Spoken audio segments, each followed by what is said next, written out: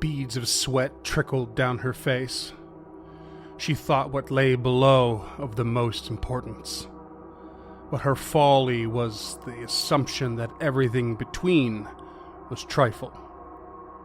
She was wrong.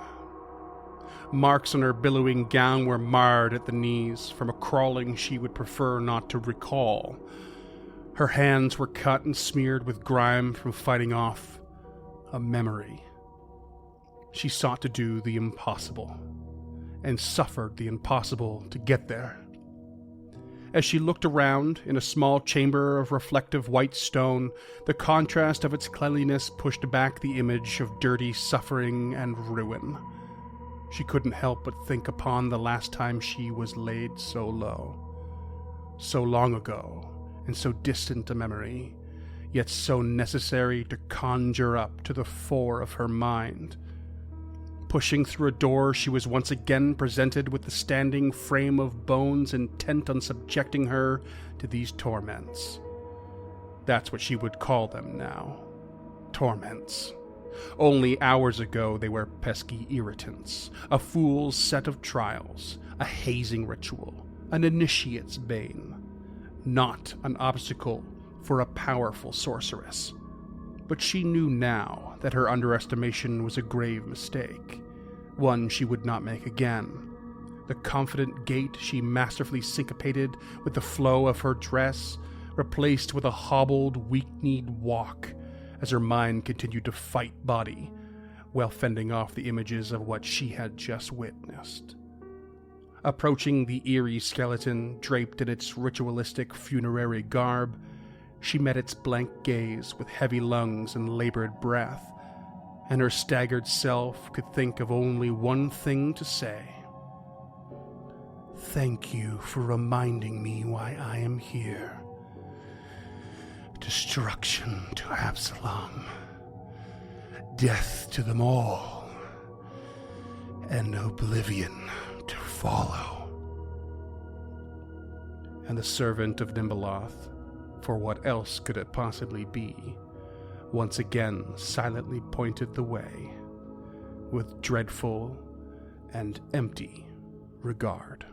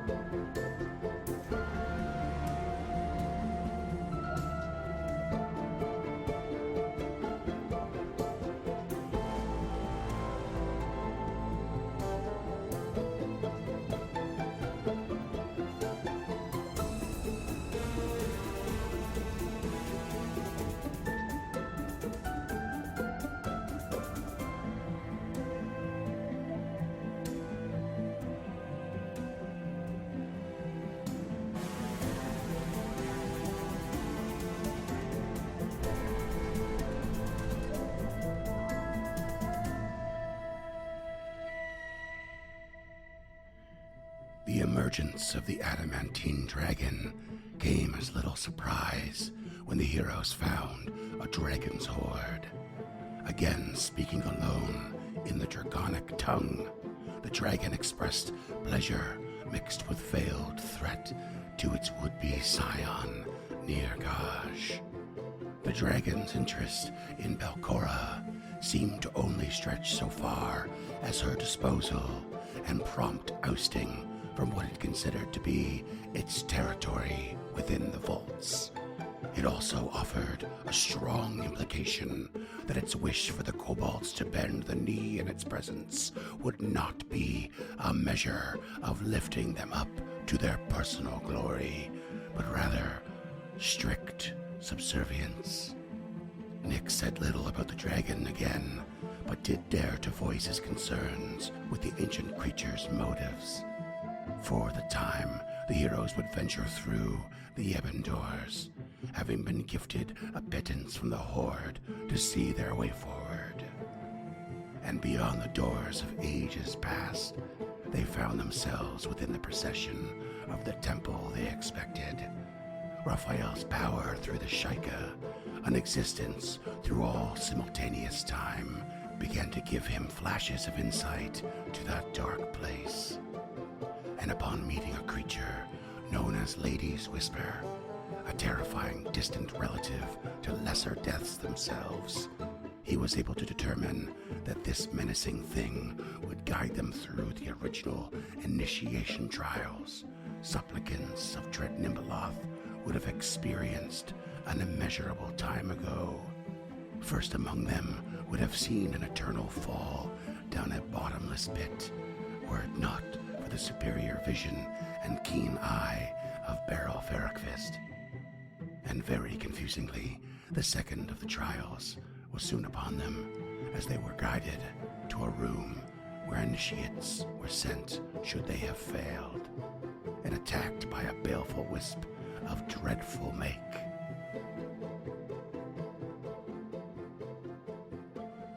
No one or few people here are strangers to changes in identity. For myself, I grew up as Dave for a long time, had many nicknames for various reasons in various places. And when I moved to Vancouver, I switched to my first name, Freeman, which was a bit of a process and transition. And in fact, I worked with James when I did make the change, and I remember him supporting me quite a bit and nudging people and saying, call him what he wants to be called. Of course, everyone here has probably their own little tidbit and story related to that. You know, we all know that, we all know Scott's story about Buddy Barber. It still cracks me up. I swear, I started naming characters in random video games Buddy Barber. I can't get it out of my head. Iconic. It is iconic. Cam, of course, being non-binary, going by they, them pronouns. And I got to thinking about, like, you know, essential identity and, you know, how often we resist change and in some cases, you know, are better off embracing it, especially for another person's sake. And I know it's kind of a weird thing to relate these things together, but like the remaster of Pathfinder really changed a lot of names for a lot of things. And some of those, you know, rubbed some people the wrong way because they're so classic. They're so ingrained in us. The one that the big one that comes to mind for me is Magic Missile. You know, it's been renamed to Force Barrage. We've talked about it before and Force Barrage on this podcast in some capacity. But you know, I just thought I think it's really interesting that we have some changes that like feel better, you know, for kind of an arbitrary reason. Maybe there isn't as much nostalgia attached to it, and then some that feel bad because there's too much nostalgia attached to it. And in some ways we treat some of these changes like quite personally, like we might in our own identities. But in some cases we kind of shrug them off. And I just thought, I thought I'd ask anyone here, like who thinks there's some really good changes to the remaster in the wording and the naming conventions, and what are some really bad examples as well, and what would you do different? I personally hate anything they renamed to not be offensive to a real world culture. I find that incredibly offensive, and in this game that I run at my own table and can do whatever I want, I'm going to go online and be somebody else's problem about it. No, actually, I think it's super cool. They should do more of that because, you know, using somebody's religious thing to have connotations with evil undead creatures is probably not, you know, super cool. Don't actually do that. Don't be an asshole to people. Could you give us some specific examples? Like renaming Phylactery to Soul Cage. Right. Okay. Yeah. When that happened, I was like, oh, I'm going to go check what phylactery is specifically to see why they changed it. And I didn't really quite understand the change, because a phylactery is like a box that is on a strap that you put like around your arm. And within the box contains like a piece of parchment with like holy script on it, I think. Mm-hmm. And then all of a sudden, retroactively, I was wondering why they called it phylactery in the first place. it didn't really, it's like suddenly that didn't translate. Like they had taken something and completely changed it, took it out of its context. Yep. And I guess maybe that's the reasoning why they were like, oh, well, that doesn't really apply anymore. It never really made sense. So I guess we'll change it. But yeah. What's his face? Gygax was not a good person and was responsible for a lot of things. Like, I appreciate separating the art from the artist, but I mean, I don't know much about Gygax. Like, I've never read his autobiography or anything, but like, would it be fair to say that a lot of his came out of ignorance as opposed to like maliciousness? Well, that depends. Do you think genetic predeterminism is good or bad? Yeah, sure. Destiny. Yeah. There's like maybe one thing that they've changed that I haven't been like either positive or okay, whatever. I don't think I've had any that I've been like, that's bad. They shouldn't have done that one. Yeah. I mean, of course, I'm not necessarily talking about controversial options. Just gut feeling. Yeah, I love Force Barrage. I don't mind Force Barrage, but Magic Missile feels Force Barrage so sucks. classic.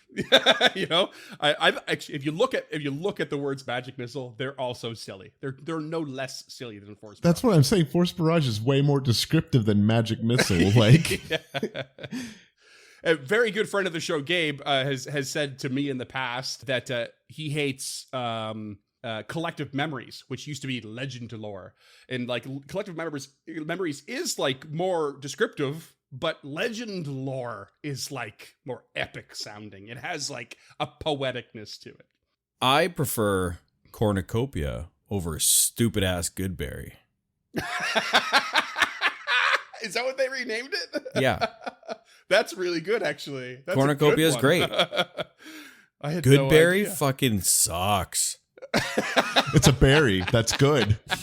Oh, this berry's so fucking good. It's so on the nose. Yeah. OMG. James or Dunk, you got any examples? Well, having been so familiar with the rules pre-master, I have noticed all the changes, and I find them all cool and good. Yeah, no, nothing glaringly stupid for me so far. That's fair. That's fair. James, I'm sure you've got a few up your sleeve. Come on now.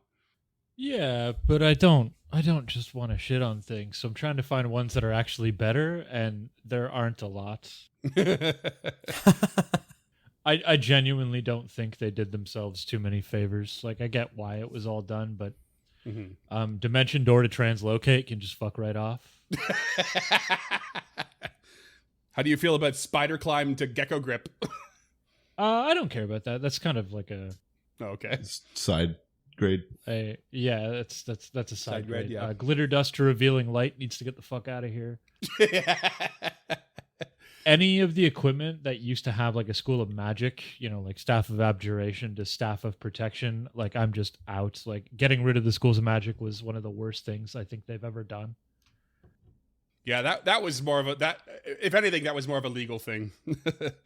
I know. I get why it was done. I'll never be on board with that. If you're gonna run your own game, you should put Magic Schools back in. It's better for everyone. But like Broom of Flying to Flying Broomstick is fine. Ever-Burning Torch to Everlight Crystal, it's fine. Like they're fine. Like they're all nothing. Fine. Yeah. Yeah, like even Force Barrage, I don't like. It's so edgelordy. Like I liked how goofy Magic Missile was, but I don't know. Yeah, I don't know. I'm the wrong guy for this. I'm not a big change. Because after the first week, it's just all kind of bullshit. Change. True Seeing to True Sight, True Strike to Sure Strike. Like it's all just objective side grades to me. Whale of the Banshee to Whales of the Damned is pretty badass, but I don't know. I think they're all just side steps. Other than the equipment, a lot of the equipment is either a positive or a negative based on whether or not it had a School of Magic. If it had a School of Magic attached to it, like a staff, I think it's objectively worse. If it didn't, I think it's way more descriptive, like Tinder Twig to Matchstick, Tanglefoot Bag to Glue Bomb. I don't know. Yeah. I genuinely don't care. I'm going to call them whatever I call them, and if you don't like it, find another show. Bam, you heard it here first. Get the You've fuck been out. rejected from stemming the tide. Well, I'm not gonna relearn the parlance for like I try to use reactive strike, but I'm gonna say off guard. You 9 mean times attack out of 10. opportunity? Hey, you mean Yeah, flat-footed? or sure. He says what he says. Don't you get it? He says, yeah. No. Yeah. The point was clearly made. It was very You all clearly know made what I'm in that saying. one. Yeah. We all Call know. it whatever you want. Yeah. The reason they made these changes are for legal reasons, so it's your table. Make your own decisions. But add Schools of Magic back in. I want to get in one more before we get into the game here. Yeah. Maze into Quandary. Yeah. that sucks. Yeah. It's that's Fucking shit. Yeah. lame. Why not Labyrinth?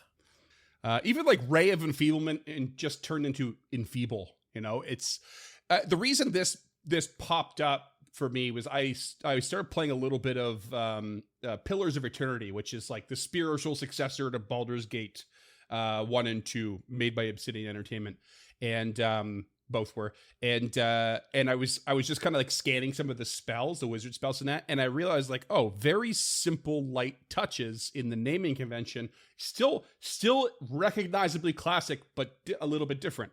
For example, can anyone tell me what Jolting Touch might be related to? Shocking grasp. Shocking Grasp. And objectively worse. Well, I disagree. I think genuinely just as effective. Like, rather than, just like lightning touch, or lightning tickle, as the sum of the Paizo ones seem to have like done. lightning tickle. Oh, You would. tell me more. Something like Fetid Caress. There are plenty of options in that game alone that are like, they're so familiar from the classic like D&D kind of stuff, but like just slightly changed, and you're like, okay, no, I literally know what that is by its name and by what I already know from D&D. And I thought that was kind of a neat little thing, so I made a note for this interbanter. Arcane Veil is just Magic Shield, which I think is probably better. In any case, speaking of multiple names for the same thing, you're about to fight yet another wisp of a different caliber, a Dread Wisp, which you, I think, Scott, complained recently about wondering where the research was on that, because you all gave up on your research at some point. Could have found out about this in advance, but you did not. Mm-hmm. I'm prepared to be corrected, but I'm pretty sure we talked about it, and you were like, nah, you're fine. I feel like that's what happened. I It also usually feel piles like up against me, that's- doesn't it? Yeah. Blame Barn. Dread is a common word in this adventure. Dread Nimbaloth. So, who knows? Ooh, I see my rolls are up to a great start. Let's go ahead and roll initiative. Because this skull-like wisp with this dread ambient light flickering on your faces has made itself known in this fetid, stinking room. What'd you all get? Oh, me just always rolling the best numbers on the die. It starts with a 2, and that's where it stops. That's where the buck stops. Yep. So what'd you get? A 21. Wonderful. Yep. I rolled a 2. Anyone else? I got the exact same thing. 2 on the die for a 21. Yay! Okay. Wow, exact Equally same reluctant. thing. I would like to preface this with a suck it Barn, and I got 31. Come on. What's a synonym for stuck at barn? Fuck 31, you, okay. Barn. And Raphael? Vacuum stable. Vacuum stable. All right, you have a hero point. Cam doesn't get me I got on him. witticisms much, but there it is. He knows how hard this combat's going to be. Yeah. Is this You're right, I an aberration, fey, mutant, or undead? You know or it. from one of the planes other than material plane? Okay. You know then, that'll be a +1. I'm going to destabilize the timeline. I pass my flat check with an 18, so that's a 35 initiative. Ooh, Perfect. make I mine was wondering where all those 32. extra rolls were. 35 and 32. Why didn't you roll in the... Come on, Scott. I did a perception check again. Classic. They're side by side, and in my defense, they both say perception right next to them, and they both say plus 17 right next to them. You know you can roll Who in the am I? combat tracker, right? There's like a button to just hit. Not for me. No, 'cause I don't open that page. Well, we know who's strategizing on initiative order and who's not. Top of the order is going to be Raphael. Let me just quickly check something. I go by feel. Okay. Yeah, Ruff, you're up. All right. We don't want any trouble. Any way we can talk our way out of this. He starts off in common. Dreadwisp's known conversationalists. At least he's trying. If you're expecting a response, you do not get one. Yeah, okay. I'm guessing we're fighting then. I don't think it's here to parlay, Ruff. Yeah, probably not. First action. Sure strike, he says in character.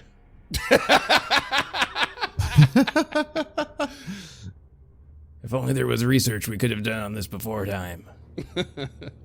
Yeah. Shooty's awfully sure of himself. Eh? Second action. Let's do a spell strike with let's do cold damage. Let's do Ray of Frost. Spell strike with Ray of Frost. Here we go. It's actually another one. Sure strike from True Strike. Shit move. It's a 32 to hit. That will hit. 19 points slashing Wait. Oh, wait. and 19 points of cold. Cold. Okay. That seems to be as effective as it ought to be. And that's your turn? Yeah, that's all three actions. Oh, that's you. Yeah. Okay. Good first attack. End of your turn. Please make me a will save. Ooh, an aura. Take a camp point, Freeman, for remembering the aura. Yeah. Thank you. It's a 34. Yeah, when I get a regular success, I get a crit. You're good. Yeah. Yeah. Big success. Yeah. You're good. Goddamn right. And Harold, you're up. Harold is up and will exploit vulnerability. Rude. Okay. So that is going to be a 36. That's a critical success. Ooh. On the dot. Yep. So I will take the mortal weakness, which, Yeah. if y'all remember, also helps out Duncan. Oh, it gives you So- the shared weakness. Yes. Yes. Oh. So it's a minus 10 to vitality. Oh yeah, they got vitality, 10 weakness. Yeah.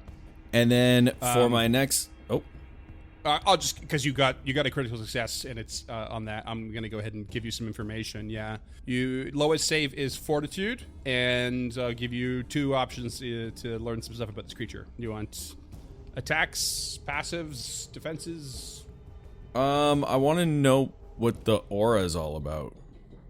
Yeah, as long as it is illuminated. So, so far you've known that these things can illuminate themselves and then go invisible. They're naturally invisible.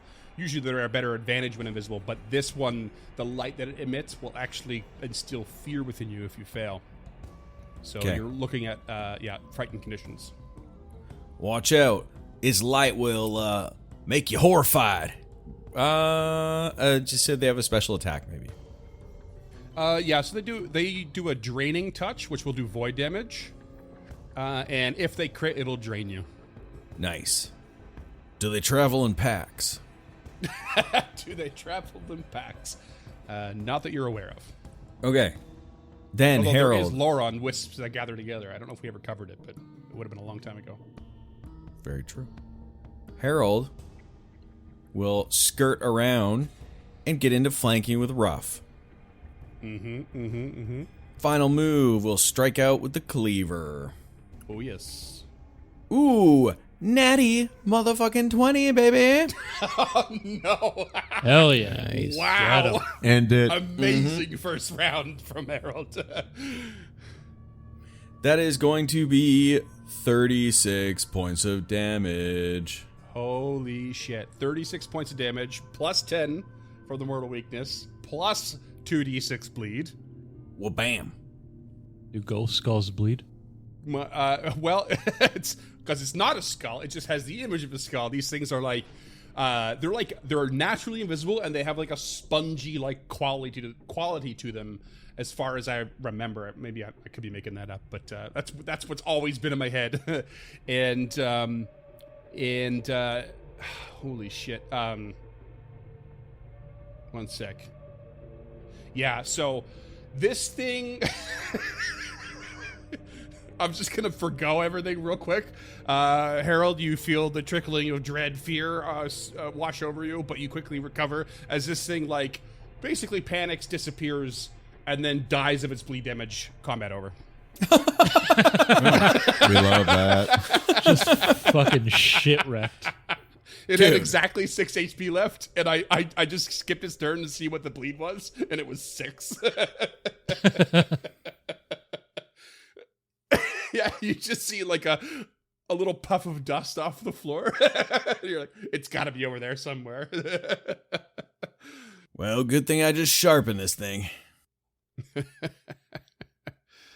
God I was damn. expecting more out of that. Yep, I'm sure you were. Yeah. I thought it was really funny. You were like, "Oh, Freeman knows exactly how hard this fight is." Yep, real easy. Was that the test? Do we think that was the test? That must have been one of them. Did I think I revealed to you, Raphael, about this room a little bit info? Do you remember? This room in particular.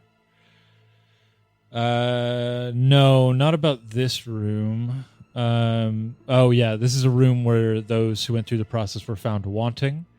But it does seem counterintuitive because we just murked the previous test. So you might imagine that those found wanting were sent in here and then maybe just like killed by like wisps like that. You know, people that aren't big warriors like a lot of you are. All right, back to the friend of Nimbaloth. Well, maybe we should take a quick look around here, just, before we move on. Thorough search.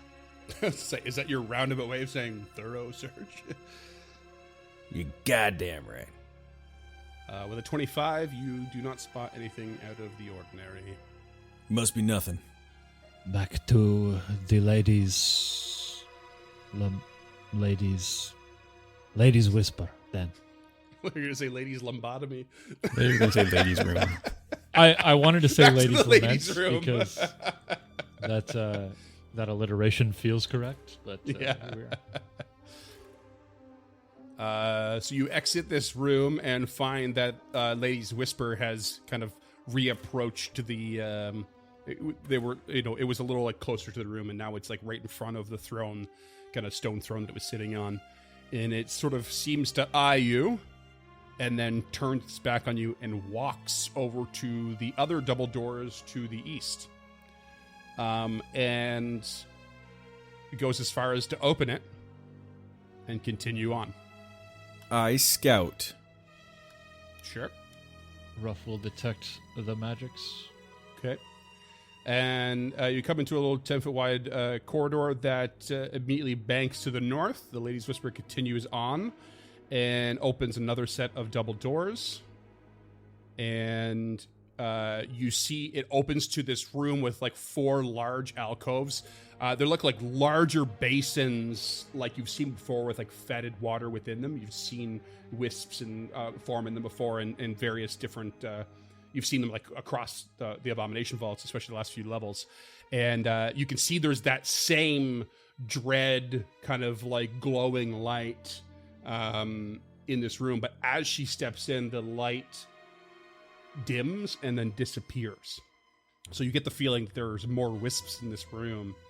And they have made themselves invisible with her approach. She continues through the room all the way to the other side. And there is a set of stairs that leads downward. And at its bottom, it banks to the left and the right. And she just casually takes the right and goes down further into the temple.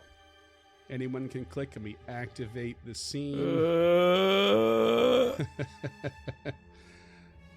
And she keeps to the right and continues along, assuming you follow, which leads to a single door. It turns into like a 5-foot wide hallway eventually and leads to a single door. And she opens the door and continues on and into a massive chamber with 60-foot high ceilings. But the chamber is mostly stark. I can't believe we're on the bottom floor. Can't believe it, eh? Here we are. Level up. No level up. Come on, level up. You enter this large room that's 50 feet wide, about 30 feet long, 60-foot ceilings. As you enter the room, you see on the northern wall, like you kind of just come through on the door, there is a single basin, single 5-foot wide basin with fetid roots and water in it.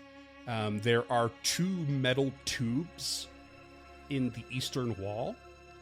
And you can see kind of within the tube, or actually it looks more like a pipe. There's like an iris-like mechanism about a foot across. It's like kind of blocks the way. And to the south, there are 2 separate double doors, Scott, that are made of black stone. And then to the west is a single gray stone door that is carved with shapes of swirling mist. The Lady's Whisper marches her way to the middle southernmost portion of this chamber, kind of in between the 2 double doors, and simply points at the single door. For the listeners, these are actual double doors. Just saying. The other one was 2. God damn it. Ruff will head over to that door, and while taking a sidelong glance at the Lady's Whisper, he'll pull out the brass ear and just give it a little listen. The brass ear. For a second there, I thought you said brazier. Really funny. Yeah, you give it a little listen, and you hear nothing. Everybody be on your guard.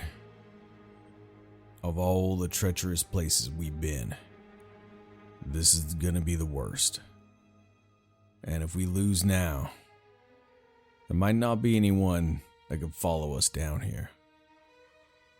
So truly we should prepare ourselves for the worst.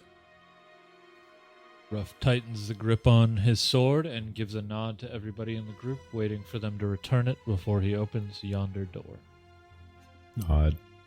Nick silently thinks to himself, were you guys relaxing before? But he kind of steals himself as well. Harold just Cheeky grips on the bastard. cleaver, that like squeaking sound of squeezing real tight on leather, and he nods. I like that Duncan's humor, it just becomes cheeky, internalized dialogue for Nick. Oh, yeah. Yeah, he's got a real good, like, Happy Days kind of, or was it Happy Days that had the monologue? I don't know. I don't remember. You open the door. We do. And step in. You step in, short 5-foot wide hallway that opens to an irregularly shaped room. As soon as you step into the larger portion of this room, you note at the back of the room on the western side is a giant jade statue of a cracked and chipped skeleton in a burial shroud. The skull within this statue clenches a bundle of swamp weeds within its teeth. A familiar symbol, but as a whole, the iconography is a bit new. Go ahead without a check and give Raphael with the Nimbaloth lore that this is a rather rarer depiction of Nimbaloth herself. The other thing that stands out and probably sets you to a bit of a nervousness is that you are surrounded by small slits in the walls all around you. What the hell are these slits? I am not sure. And Better will try to peer into one. Yeah, you peer into one and you don't see anything. Is there like an empty room behind it, or? Sorry. Yeah. You can see like corridors, a corridor within the slit of one side. So, and if you peer into another one, you can see the corridor follows along the edge of the wall. And on each side of this room, the north and the south, there is like corridors that follow along these slits. Each side has 6 in total. It just reminds me of the movie X when the girl, or is it the girl or is it Kid Cudi? I can't remember. Someone puts her eye up against the side of the barn to look through the hole, and then the woman is on the other side and just puts a pitchfork through it. Oof. If anyone's seen that movie, real good. Never even heard of it. X. It used to be called Twitter. I believe these were meant for archers to kill intruders. It does not appear there is anyone back there now, though. Rough, roll me a Abomination Vaults lore. If you want. Again, If you got the cojones. could mean something bad for you. Because you are now pushing beyond the lore of the vaults themselves into the origins of this temple, which is something you could not know until the future, is how I'm rolling this. So there's a part of you that is able to reach into the future, but with the chance of repercussions. Oh, I'm gonna roll. It's 31.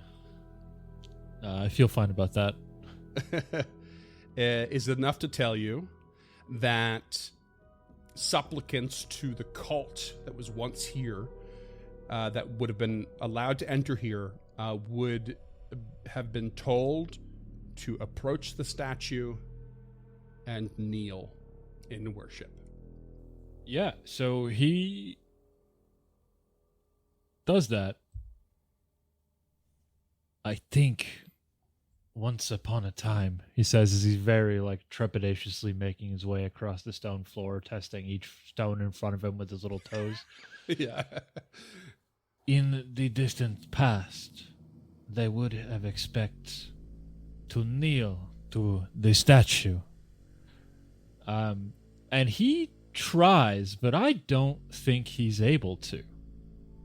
To kneel? Yeah. I genuinely don't think the 1-2 punch of Pharasma and the Shaika will let him bend a knee to Nimbleoth. Okay, so I was about to ask you too. Do you feel like something changes in do you think Raphael is exuding something that makes the kind of not warns the rest of the party, but it's like, whoa, suddenly they feel like there's a change over Raphael that's like he knows more than he should, and they hear what you're saying and they're confident you know it, and it's confusing. You know what I mean? Do you think there's something that's kind of come over him as he comes in and suddenly has this knowledge? Yeah, I think there's probably a resonance to his voice because it's not just him speaking. It's, the Shaika speaking through him. So there's probably a secondary voice layered underneath it if it were a movie. Yeah, cool. Oh, just like the voice of the person whose memory it is. So it's sometimes deeper, sometimes more high pitch or different cadence. Ooh. Yeah. And I'll even go back on what I said a little bit and say it switches, and it's you're activating something that's farther in the past and in the future. So you're syncopating knowledge from a different time. Yeah, so it's probably 3 voices stepped, one from the future, one from the past, and his. Mm-hmm. One's not in common. Yeah, maybe. Yeah. But that's how I always imagine his Shaika-ness, other than the verbal pictures we painted. Mm-hmm. When he comes up with this impossible knowledge, that's what I feel like he sounds like is always this secondary voice speaking harmoniously alongside him somehow. Okay. Let me ask you this. Would Raphael try to kneel, and let's assume that the Shaika and Pharasma would be opposed to it? Would he try to push himself against that sort of imposing will to try and establish, try and go through the motions and resist them? As in, will you roll a will save to try and make it happen? Yeah. I mean, if he thinks that that's the way forward, he will fight the Shaika and Pharasma as much as he possibly can, because the people of Otari need protection, and if that means he loses the protection of Pharasma for this little bit, he understands that that's what it just takes. So yeah, he's going to keep pushing through. Okay. Roll me a will save. 32 resolve. Anyone else come further into this room to back him up? Because everyone's kind of practically out of the room. Just, Raphael Nick has takes a gone couple way steps ahead. forward. Yeah. Okay. 31, you said? You succeed in resisting something that holds you back, and you find yourself kneeling down onto the floor. And something floods within you as you do this, something that is beyond this room. You feel the disapproval of what you've done for those who have given you the power to be here. And I'm going to give you the minor curse of Pharasma, which will grant you, or will give you a -2 penalty to your initiative rolls. It's not massive. But I am going to give you a bonus to your next. I'll give you a +2 bonus to your next recall knowledge check to perform or to understand exactly this sort of thing for another room on top of it. Okay.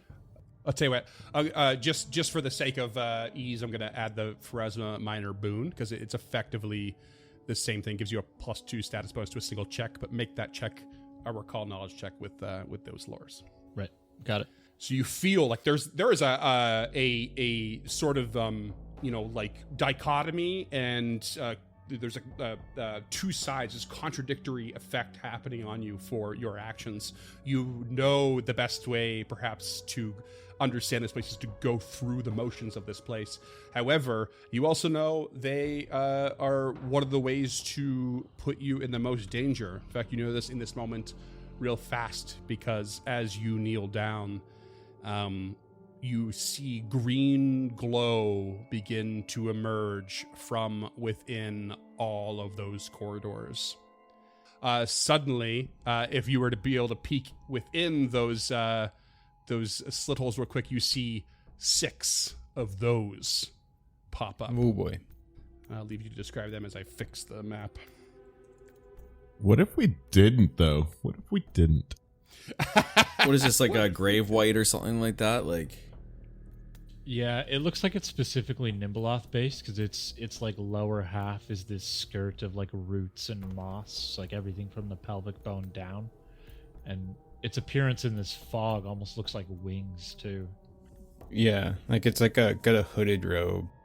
got a little cowl, skull face.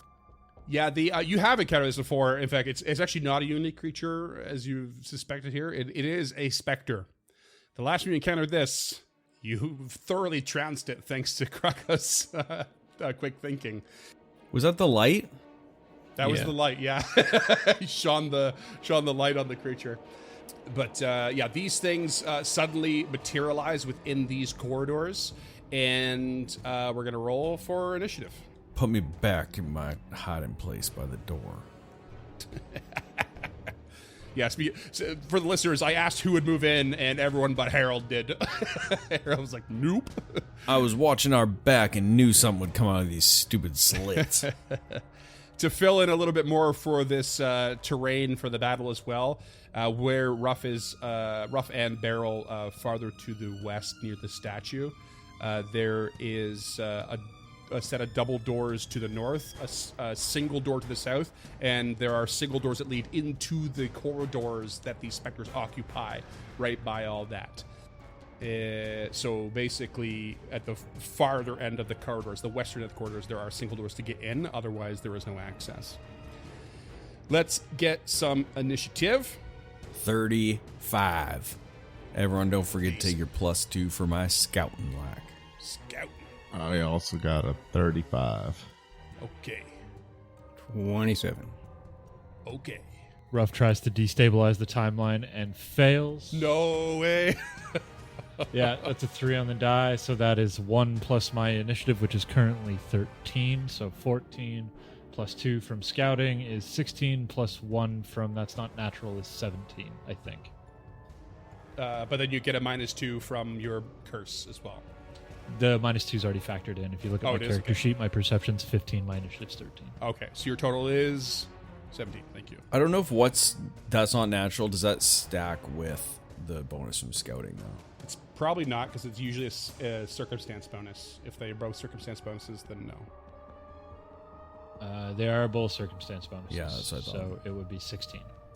Sorry to shit all over you. Yeah, scouting doesn't stack well with most things that affect initiative. Once in a while, you might get a status bonus to it. Okay, let me roll for all these specters, and we're gonna go. Okay, we get some like initiatives here. Begin combat. First, top of the order is going to be one of the specters, who is going to shoot a spectral blowgun at Nirkaj. In fact, I'm just going to go ahead and roll this 4 times. But I think only one of them hits with a 35, the first one. Mm-hmm. Everything else is below 30, so. Okay, and you're going to take 21 void and poison damage, and I need a will save from you, please. 31. 31, success. Okay, you take the damage, and otherwise you are good. And we just double check immunity on that. Yeah, no, only on a crit succeed are you gonna be immune to it. Okay, you're good. Otherwise, oh yeah, there is incapacitation. Yeah, so I was looking, and there's also an aura here. My worst nightmare. Yeah. I'm going to go ahead and have everyone real quick roll me a will save. Ooh, nat 1. I'm going to hero point that. Poo nat 1. 30. Okay, what'd you all get? 39. 39. 34. 34 critical success. 23, turn back the clock, 35. Critical success. And Nirkaj. 30. Okay. Regular success, frightened 1. In any case, everyone is temporarily immune for 1 minute. It says to this particular creature, there's 6 of those. I really don't feel like going through those motions. So you're all just immune for now, unless I say otherwise. And on top of that, you got a critical success for the other effect when you get hit, Nick. So I'm going to say, because it was an incapacitation, I forgot it was there, but I actually did do the math in my prep today and I'm making sure I knew what was up. So you are unaffected and temporarily immune to that for 1 minute as well. That one I'm going to keep track of. So it's this particular one to the southeast that you are immune to, okay? Okay. Beryl, your turn. Everyone get to this side of the room. I have an idea. Delay. Harold will double move. Well, actually just stride 25 feet. Can I see any of the specters from here? Yeah, you only really get really small glimpses of them within these walls, so they effectively have like greater cover, I think. So they have like a +4 bonus to AC and a bonus to reflex saves. What I wanted to do is can't exploit melee. vulnerability. Sure. All right, 29. Success. I can either go against the resistance. Okay, I'm going to take breach defenses, which gives the -5, but also allows me to use a different feat as well. So I do that, and then as my second move, we'll tuck to the south around the corner so that I am, in the meantime, out of view of the creatures. And just south of Barrel. All right, that's your Sharon? Yeah. Okay. Okay, and then I'm going to have one of these specters moves to a new slot and can spot Barrel, and Ruff is going to shoot a blowgun at Ruff for 34 to hit. Hit. It's me 18 void and poison damage, and I need a will save. How much void? Natural 1 on the will save, so I'm going to hero point that. Okay, probably for the best. 9 of it was void. Half of it was void. And 28 is a success. You're good there. Another blowgun shot's going to go at barrel for 28 to hit. Miss. And then another one at rough. And then another one at barrel. Both miss. Next up is going to be yet another one of these creatures who's going to do basically the same thing. But I'll reverse the order. So 1 to barrel, 26 to hit. AC's 30. Okay, thank you. Following with a 26 for rough. AC 29. 29, okay. You guys are beasts. 21 and a 23. Okay, not looking good for these specters. 29 is our floor unless you're counting Inoki, then it's a 28. Yeah, okay. And we'll go ahead and get a few more of these in. Okay, we'll get... okay, we're going to get 2 more off here, I think. So it's 31 to hit rough. And that's going to be 18 more damage, 7 of which was... I'll just take one off the top. Yeah, just one off the top's fine. And then one of them was a natural 20 and a map minus 10 against barrel for only a 28, so regular damage. 15. All right. I'm going to shield block. Okay. None of it is physical damage. Oh. But I don't think you can block it unless you have a spell blocking ability or shield. So it will be 15 damage, poison and void. Okay. These things would have been cultists shooting blowguns. Now they're specters shooting, like, spectral blowguns, basically. Understood. And then you need a save. So will save from both of you, please. Yeah. 32. 30. 30 and 32. Both are successes turn into critical successes. You are immune for a minute. Probably should have done that for earlier for rough too. It's all good. And Nirkaj, it's your turn. Nirkaj gonna take a stride into the room as instructed by Beryl. Yeah, I guess. Sure. Actually, is there a recall knowledge I can pull out on one of these guys? Yeah, you can do recall knowledge if you want, or you could ready an action as well. 2 actions to ready one single action. Okay, yeah, I'll ready an attack. Okay, in case anything comes at you. Sure. And Beryl will go ahead and step back in. okay, that's what I thought. We have 2 options. I can either block their line of sight so they have to come out here and fight us, or we can just open one of the doors and get the fuck out. I have no preference. Okay. Beryl's just going to cast Wall of Stone and block all of the slits so that the incorporeal enemies have to pass through to get to us instead. Still, I figured you were going to do that. Yep. I love the idea. It's like, you're like, come here, I got an idea. Everyone starts running, and as they're running, you're like, I have 2 options.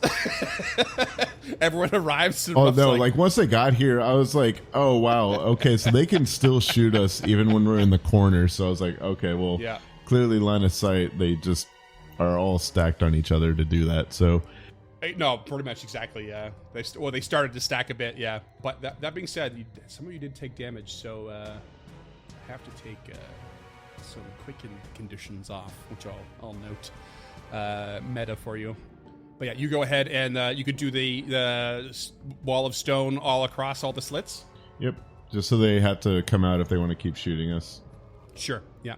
So you do all across all of the slits, and it's all blocked up, and that's your turn.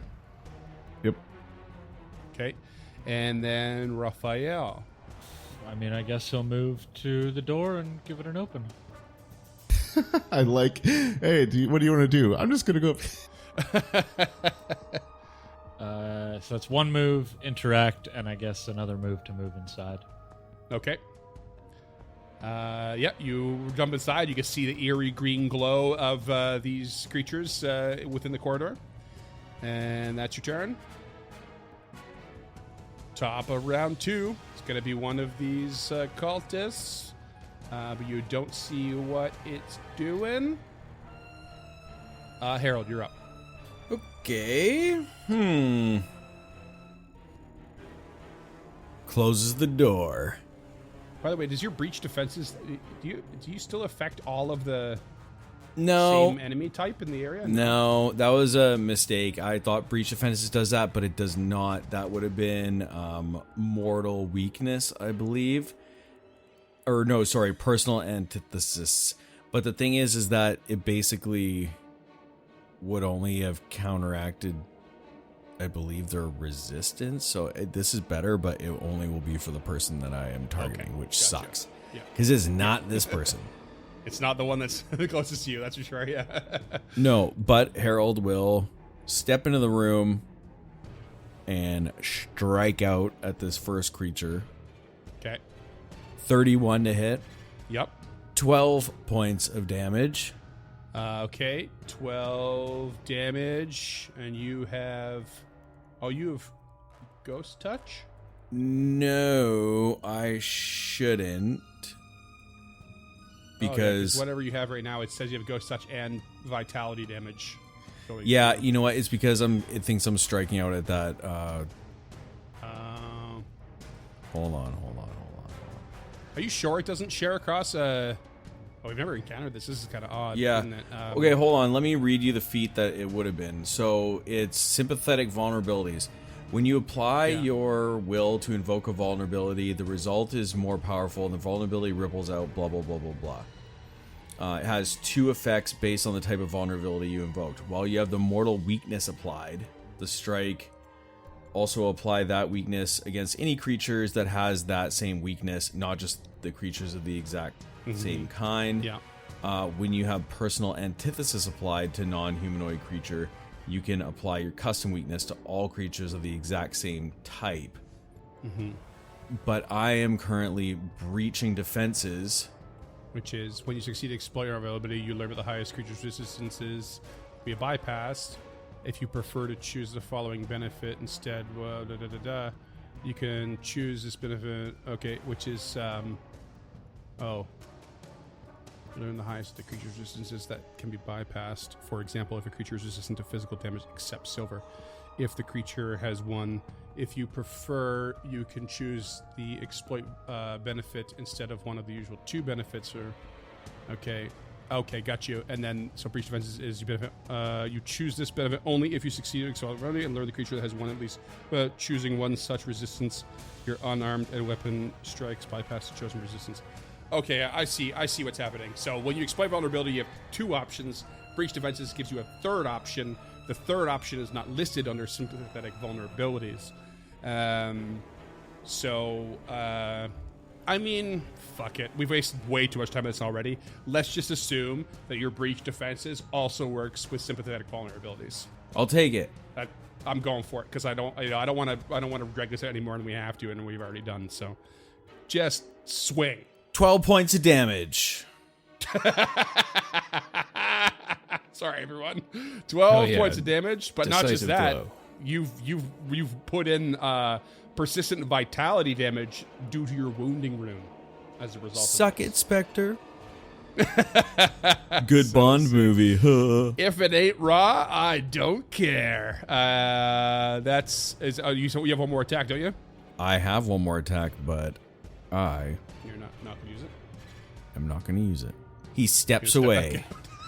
Okay. Draw him Guerrilla out. tactics from Harold. Yeah. Yeah. Step in, schwack, and then back out. Draw these fuckers out. The old schwacking back. And Nick, what do you do? Nick. Lose that frightened condition. Lose that frightened condition for the first thing. Well, I guess Nick's gonna head in the door, give a schwack of his own. What do we got in here? Everyone just beelining it back and forth across Ruff's space, just like nudging him into the wall. Excuse me, Ruff. Excuse me, Ruff. Excuse me, Ruff. Mind the queue! God damn it! I'd like to attempt a tumble through on this creature with Okay, a tumble 34. I'm pretty sure that's gonna work against my reflex. Yep, critical success if there's a benefit for it. There is. is, because it's going to be a tumbling strike, Nice. which will be your off guard to this strike. A 32. Okay, yeah, that's a hit. Okay, and because I'm a tumbling opportunist, I'm also gonna try a trip on ya. Hell yeah. Critical strike if you nasty. Or sorry, 32 to hit. Yeah, you're giving me some damage there.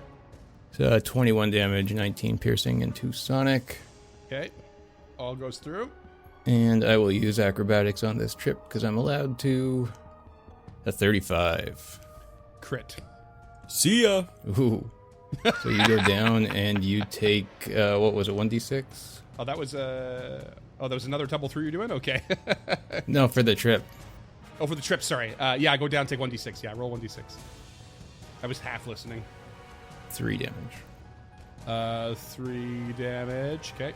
Oh shit, actually you take 1 extra damage for Between the Scales because I hit you when you were off guard. I don't use that enough, Between the Scales, but every time I hit you when you're off guard, you're supposed to take an extra precision damage. Oh, okay, cool. But your trip damage doesn't do it has no effect because I have resistance beyond 3, so. Fair enough.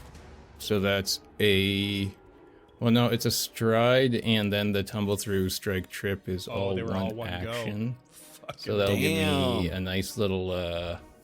So you got a stride and a strike and a trip all in 2 actions. Is that right?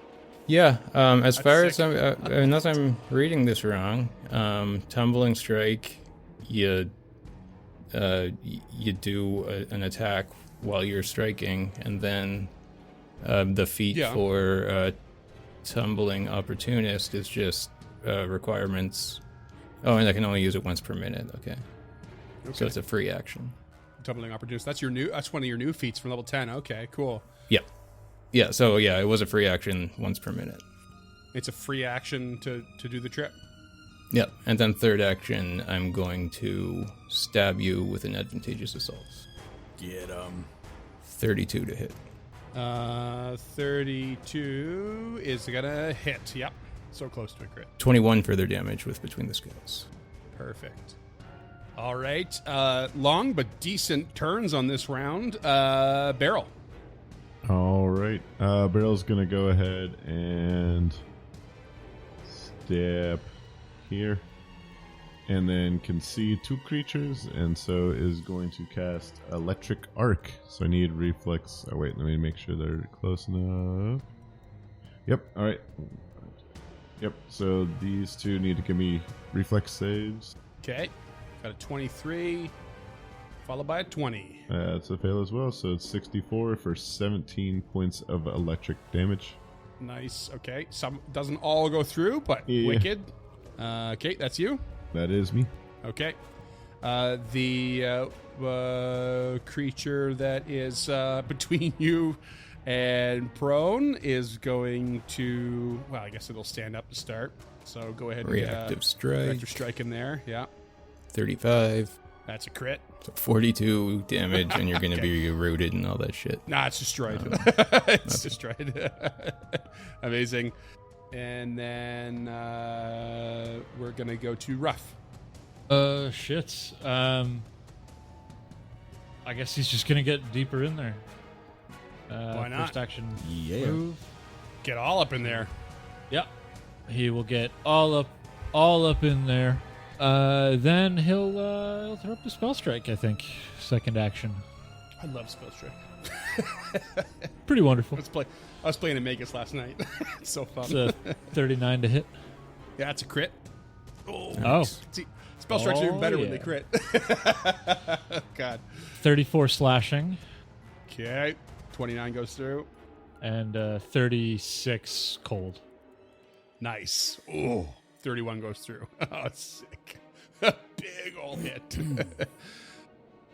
We have them backed into a corner. You quite literally do. You guys just barreling down this corridor. And let's see here. So the one you just attacked, it's its turn. It is going to... yeah, it's going to start swinging its spectral claws at you. Vile Touch is called. 31 to hit. Uh-oh.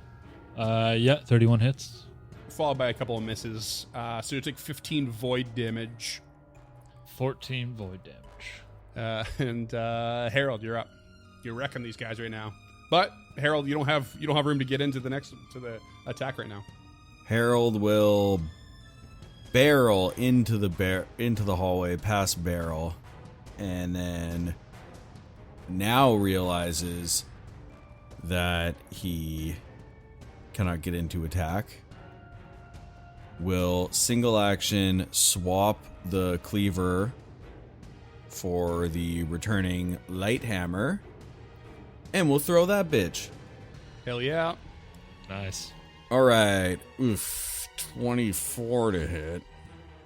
Clanks off the wall and flies back to your hand. And that is his turn. Okay. 5 on the die on that one, folks. Roots Magoots. And we're going to get one of this other Spectre is going to kind of come up and occupy the same space as its ally. I'm pretty sure I can do that with 2 incorporeal creatures. Correct me if I'm wrong, Cam. And is going to start swinging at Ruff as well. And miss horribly the whole time. Ruff just I don't know. He's too little. Pretending to parry all of these spectral attacks. He's like a 9-year-old with a foam sword. Yeah. It's a Nerf battle.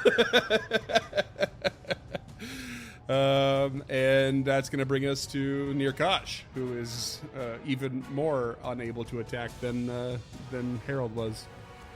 Sort of. Sorry, I can't see. Is there a space back here? Yeah. From what you know outside, yes, you would assume so. So Okay, because he's going to run through and take another tumble through to try to land up right behind them. Real quick, Dunk, unless you're trying to tumbling strike, you can just move through them. They are incorporeal. They are incorporeal, yeah. You can't share the space still, but you can just walk through. That you don't actually have to tumble. Oh, okay. That being said, Well, the he's tumbling just gonna- strike rolling that actually gave you a huge boost last time, so... Yeah, but I can't use the tumbling opportunist this time, so it's Right. just the same deal at this point. Yeah, you could just run through. Yeah, he's gonna do that and feel a little bit weird about it, just kind of passing through a body No like doubt. that. Ew, that is No doubt. weird. Yeah, and then from behind he will start swinging. Okay. 38 to hit. Which one are you targeting? Actually, they're kind of occupying the same space, so I'm going to roll this. Yeah, I thought it was like a swarm kind of deal. Yeah. Okay, I see which one you're going to do. 38 is a crit. Go ahead and roll me that damage. 40 damage. Okay. You're pretty sure you hit the one that's not been hit yet, so that's disappointing. Go ahead and give me another one. Oh, 21. That's no good. No dice. Okay, Barrel, you're up. Short work of these creatures in the southern corridor. All right, Barrel is gonna mosey on up. Can see both, and we're gonna go ahead and just keep casting Electric Arc because it work. So I need reflex saves from both, please. Okie dokie. 29 and 28. Success and failure, respectively, for 13 points of electric damage. Half and full. Okay, 1 and 8 go through. That's my turn. Raphael, you're up. He will first action Force Fang against the one he was just fighting. Okay. Well, I'm gonna roll to see if you can target the appropriate one. But yeah, Okay. you do. The spectral hound just launches out of his mouth and bites down for 13 force damage. Nice. Okay, it's still up. And it recharges your spell strike. Yeah. Yeah, so he'll just bonk again. Go for the bonk. That's a natural 1, so no bonk. No bonk. What spell did you go with? Don't lie to me now. Ray of Frost again. Okay. Sorry, you're right. I should be calling that before I. Yeah. before I roll. I didn't want to assume you were going to waste a shocking grasp on these things, because you're not really in much danger. But No. yeah, let's call this out. Okay, and the one that you've been bonking is going to start swinging. Let's go ahead and target rough. 29 to hit. Me to beat. 11 void, so 10. Swinging around to hit Nick with a 30 to hit. He will use dodge away to make that a 31, and it will not hit. Bastard. Or to make his AC a 31. And then whoever he swings at next misses. Harold, you're up. Okay.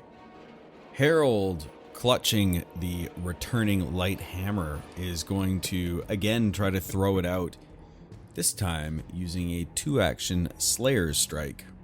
Can I just point out, I love, when it's each character, each player's turn, you all have a very different approach to how you start your turn, vocally. Scott's was clutching the weapon in my hand, and then I flashed back to James going, she punch. She punch. She punch. All right. Keep it easy. Although this probably isn't the right time to use it, I just rolled a natural 1, and I ain't about that shit, so I'm gonna hero point. Yeah. And let's try that one more time. All right. That is gonna be a 35 to hit. That's a crit. Ooh, baby. Let me see which one you target. Okay. 56 Damn. points of damage. You target the creature that has 2 hit points left. Oh, that's so rude. Scott got up and walked away. Oh no, he's letting the cat in. Or out. Okay. Out. One of those specters is gone. Jake was as sick of your shit as I am. The dice, my friend, the dice. But that's okay. What else you got? You know what? The motherfucking hammer comes back to his hand, and he's gonna throw it again. Oh, nope, that's not it. -4 off that. 30 to hit. 30 hits. 14 points of damage. Now, I should mention right now, since the target of his exploit vulnerability is now dead, Yeah, it's not automating anymore. you get no more bonuses. Oh, no more bonuses. Yeah, because I think that, you have to have exploit vulnerability active to receive all those extra benefits. And now that I killed that creature, they ain't there no Okay. mo. Oh, no mo. All gone. I'm going to take them off your character. Okay, so only a little bit goes through. You still have 1 action left? Nope, that's it, because Slayer Strike is Nope. 2 points, or 2 actions. Oh, sorry. you use Slayer Strike. Okay. Yep. That really was wasted. I didn't even register Big that. time. Sorry about your luck. okay. All right, we're getting a couple more We're having swings fun in here from the Spectre here. We are indeed having fun. Well, I'm having fun. Definitely having fun. Yeah, bunch of swings in multiple directions. No successes. Nirkaj, what do you got? Nick is going to stab with a 39. Crit. That's 28 damage. Oh, not it's great bad. That's a damage bad wise. crit, yeah. But Yeah. could I get a. That was all fortitude- twos. Can't win them all. Well, we are going to win this fight, but. So fortitude save, please. Oh, yeah, okay. Natural 1. Nice. Okay, so you are deafened for an hour. Good luck living that long. And I'm rooted. I'm immobilized because of the and I'm rooting. clumsy. This Spectre has no idea what just happened from this spear of a kobold. Just Absolutely coming up from below and right between the ribs.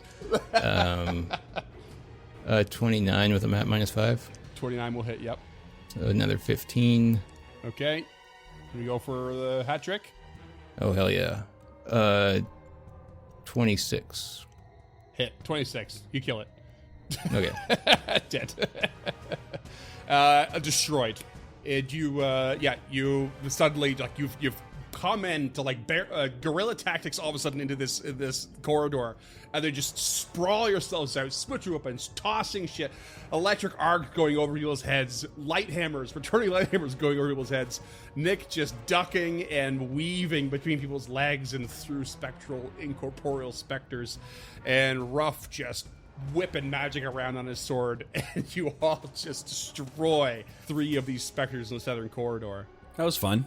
And as you funnel out of this corridor to assume you're going to be assaulted by a few more, I'll just go ahead and fast forward the clock a bit, and you go investigate the other corridor, and they are all nowhere to be seen. I really don't like these disappearing enemies that just keep wandering off. It's like they're all gathering for a large contest of arms later. And it's making me a little bit nervous. I will be preparing some more spells next time we have a rest. Maybe it's a surprise party. I like surprises. I don't think I'd like this one. Well, it's always nice to be an honored guest. Oh, wait, no, there was something that my mother used to say. Prepare for the worst and every surprise will be a pleasant one. Smart lady. Very wise. There are several other doors here, though. Oh, that's true.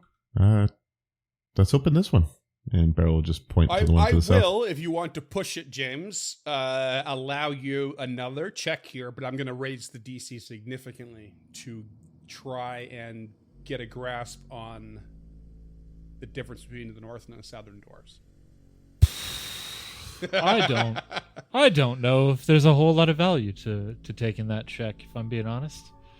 I mean, we're gonna open the doors anyway. There is the completionist meta that makes it null and void. The northern doors are back towards the bottomless pit where they probably put the piece of shit supplicants. And the southern doors are probably to continue. I think Scott has misunderstood the definition of bottomless, but yep. Let's see where you're at.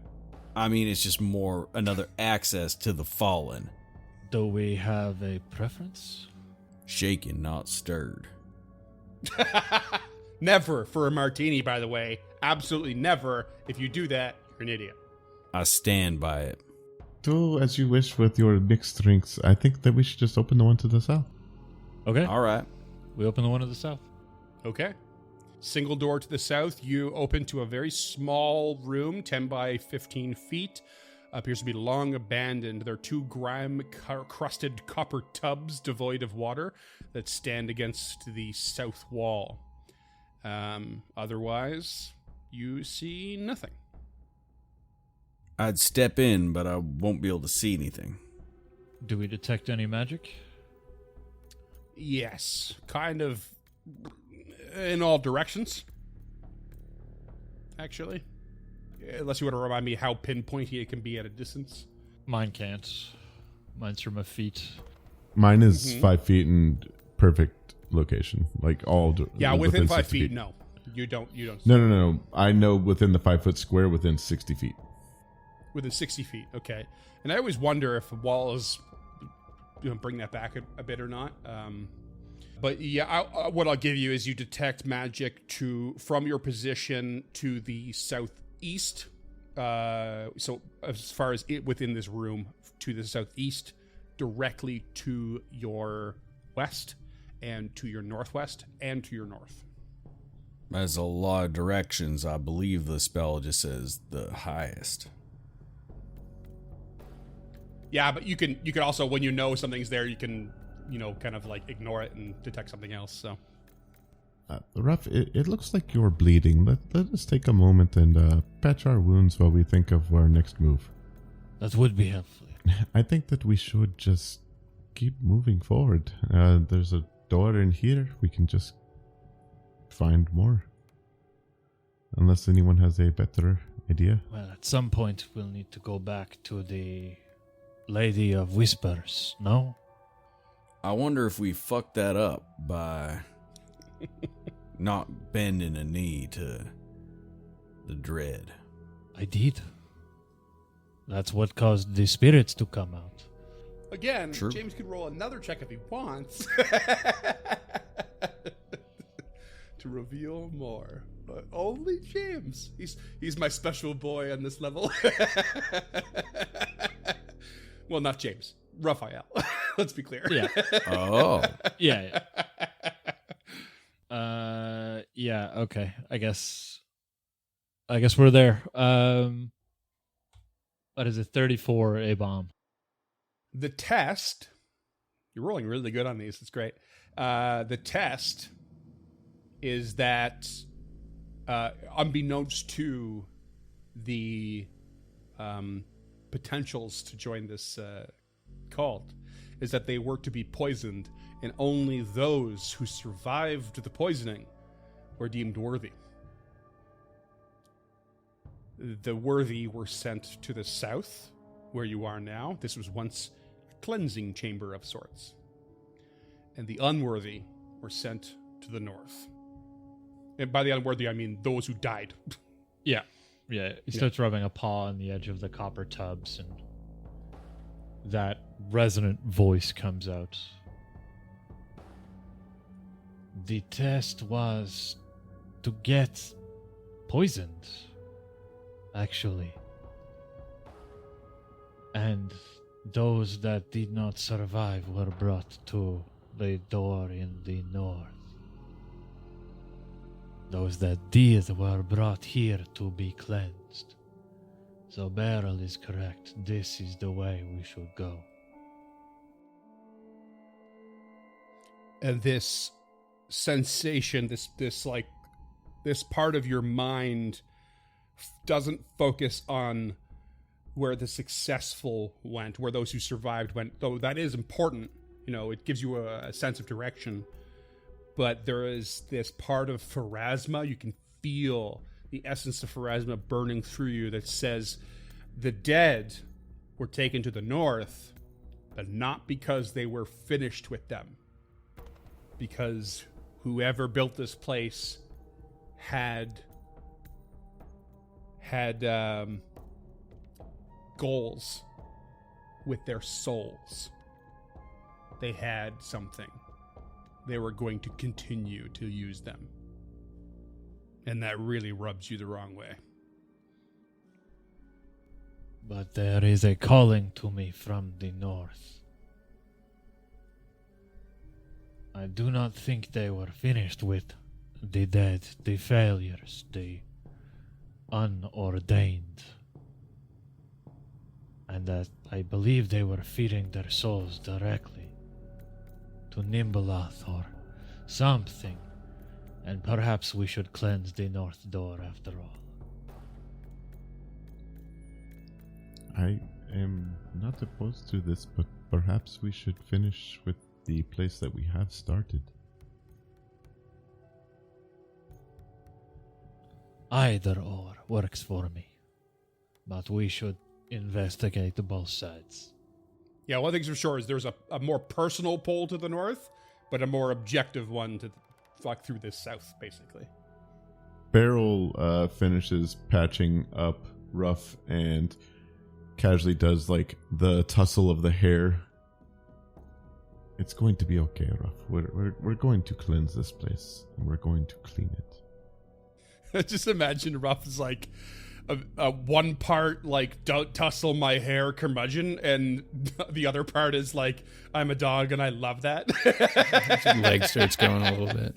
Yeah, The face is upset, but the tail is excited. Tail's just wagging.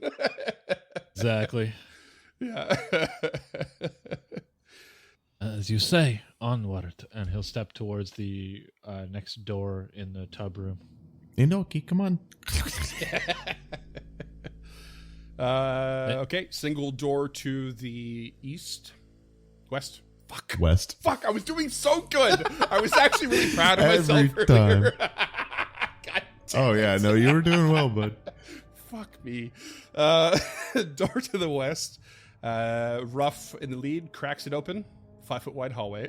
Immediately, another door to the west, and then quick jaunt to the north. There's another single door. So real tiny hallway. West is best. He'll open the one in front of him. Okay. You open the one in front of you, and you immediately recognize a teleportation chamber. It looks spick and span. It looks absolutely brand new. It looks like it's well maintained almost. It is filled with all the runes. It is absolutely active. No need to roll for the Awakened Portal ritual, but more importantly, on the far end of this chamber, carved into the stone amongst all of the runes on the wall, is the stone visage of Belcora with big sweeping wings, and it absolutely steps out of the wall and into the chamber and straight towards you. And that's what we're going to call it. Son of a bitch. Closes the door. Very rude. How many golems are there? All of So them, many. apparently. All They the wrote them golems. out of the game, but they're all here. Well, this was before they wrote them out of the games. Yeah. I'll tell you right now, there's even one golem that you guys accidentally skipped, or like you unintentionally skipped, that never saw the light of day. It's great. Wow, how is that possible? Yeah, I'll tell you about it one day. When we're finished, I'll talk about it. The after show. Yeah.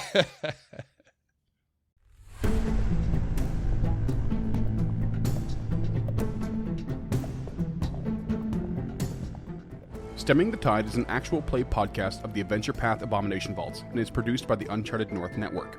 Stemming the Tide uses trademarks and/or copyrights owned by Paizo Inc., used under Paizo's community use policy. We are expressly prohibited from charging you to use or access this content. Stemming the Tide is not published, endorsed, or specifically approved by Paizo. For more information about Paizo Inc. and Paizo products, visit paizo.com. Music is composed by Will Savino and artwork by Greyhood. Stemming the Tide is recorded remotely using Foundry Virtual Tabletop. If you wish to connect with us or support this project and projects to come, we can be found at unchartednorth.ca, patreon.com/unchartednorth, and on all major social media platforms. Links to all credits can be found in the episode description and our website. Thanks for tuning in.